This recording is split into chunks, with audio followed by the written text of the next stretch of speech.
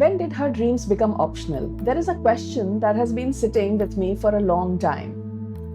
Why is it that in so many marriages, a man's career is seen as a family project, but a woman's career is often seen as her personal dream? Think about it. When a husband gets transferred, the family moves. When he gets a promotion, everyone celebrates. When he has to work late, everyone adjusts. But when a woman gets an opportunity, whether for a larger project or to travel, suddenly the questions begin. Do you really need to do this? Why are you so ambitious? Can't this wait for a few years, let the children grow up? Who will look after the family? I want to be very clear. This is not a conversation about men versus women. It is a conversation about partnership, about respect, about whose dreams are considered worthy of collective support in the family. And I think it's a conversation we desperately need to have. The silent pattern. Typically, we see the silent pattern. I've spent over 3 decades working with leaders across organizations. I've coached senior executives. I've worked with women leaders across industries. I've listened to hundreds of stories. And one pattern keeps repeating always. Women don't usually struggle because they lack capability. They struggle because they have been conditioned to carry everyone else's aspirations before their own. Many women become experts at adjustment. They relocate, they restart careers, they pause promotions, they step back when children are young, they support aging parents, they support in-laws, they become emotional anchors for everyone. Not saying men don't do it, but women do it 40% more. None of this is wrong. In fact, it is very beautiful. The problem begins when adjustment becomes identity, when sacrifice becomes expectation, when a woman forgets that she too has dreams waiting to be lived. One of my personal stories that I would like to share with you. This reminds me of my own journey. My husband always managed to land the best jobs in India and outside of India, but he struggled to retain them. And that meant I kept traveling and working with him on his visa. And every 6 to 8 months, maybe sometimes 12 months if I was lucky, we would have to leave and move away from that city or that continent. Every decision that he made impacted my own career. It felt okay at that time, going along with the family. I didn't think it was a sacrifice. I thought of it as a partnership. That my child was young and I thought we have to be together. But slowly, I don't regret supporting the family or the loved one. Worse was when I got a job in Dubai and I requested my husband to stay back in Dubai with me on my visa, and he refused. We all came back to India as I didn't think it right to live alone in Dubai with my 4-year-old son to pursue my dreams. But looking back, I realized something important. Nobody ever asked me, what is the cost of all these restarts for you? Are you happy moving every time, leaving your jobs and your work?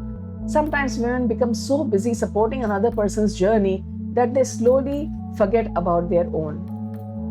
The invisible obstacle women carry. Over the years, I have realized that most obstacles are not external. They are internal habits we have developed.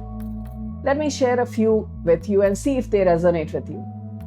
The first one, overcompensation. Many women feel they have to prove they deserve success. So they don't just work hard, they work twice as hard. They take on everybody else's work on their platter as well. They over-prepare, over-deliver, over-function. And at home, they still try to be the perfect mom, the perfect wife, the perfect daughter-in-law, the perfect professional. The perfection is an impossible standard.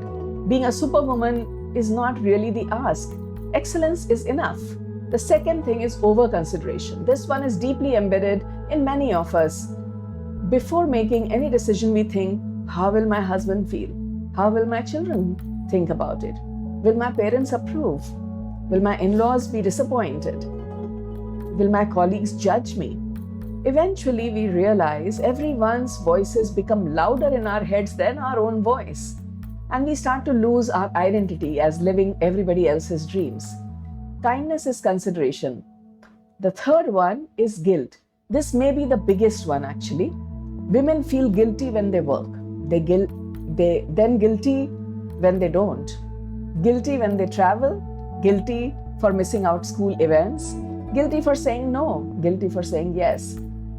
Does that resonate? Somewhere along the way, society convinced women that if they choose themselves, even occasionally, they are choosing against their family. They are being selfish. This is simply not true. Children do not only learn from a mother's presence, they also learn from watching a woman honor her own purpose. I have seen that pride in my children when they know what the work I do. Fourth, the habit of constant sacrifice. Sacrifice has its place. Every meaningful relationship requires an adjustment, a compromise, but sacrifice is not seasonal, it's not permanent. Healthy marriages are not built because one person keeps shrinking. They are built because both people take turns supporting each other's success or growth. A different way to think about marriage. Imagine a marriage where both people ask one simple question to each other. What can I do to help you become who you are meant to become? Knowing each other's dreams, sharing them, supporting them. Imagine the conversations that would happen. Imagine the trust that will build. Imagine the children watching that partnership. That is leadership, that is role modeling. Not only in organizations, but inside our homes and overall in our societies. There's another incident I would like to share from my story that taught me something completely different. I left Bangalore, where I had built my life for 10 years, and moved to Pune into a new role, new industry, and new people. And soon after, COVID hit. While I was following my dream, as this role was really exciting, with lots of opportunities to learn about running a business, as I joined them as a CEO. For the first time, I knew my decision is aligned with my dreams and my ambition. It was frightening, but also I felt alive. I realized something profound. Courage isn't the absence of fear. Courage is finally deciding that your dreams deserve a seat at the table too, despite any inhibitions or fear. Permission versus partnership. One sentence has stayed with me. Many women don't want permission. They want partnership. There is a difference. Permission says, fine, I'll approve. Go ahead and do that. Partnership says, we'll figure this out together. Let's work what works best for both of us. One creates compliance and the other creates confidence. Do you want compliance or confidence in your relationships? To the women watching, I'll say, if you are watching this today, I want to ask you something. What dream have you quietly put on hold?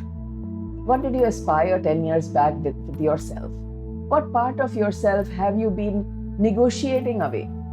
And is it really too late? I feel it's never too late. Whether you are 30, 40, 50, or even 60, dreams don't retire.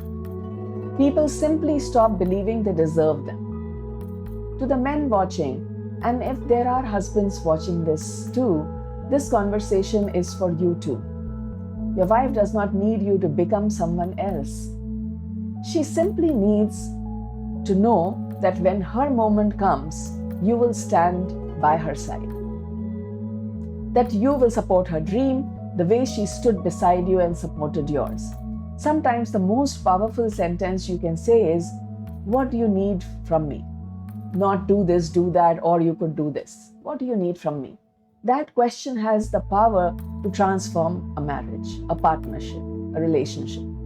I want to leave you with this particular thought. Marriage should never cost either partner their identity. Love should never require one person's dreams to become permanently invisible. The strongest relationships are not built on sacrifice alone. They are built on mutual growth, on shared courage, on cheering for each other, on taking turns carrying the weight. Because when one person rises while the other quietly disappears, no one truly wins. But when two people choose to grow together, that is what partnership looks like. And perhaps that is the kind of marriage we should be teaching the next generation to build. If this conversation resonated with you, I would love to hear your story in the comments below. Do subscribe and share if you think this will help another woman or a man.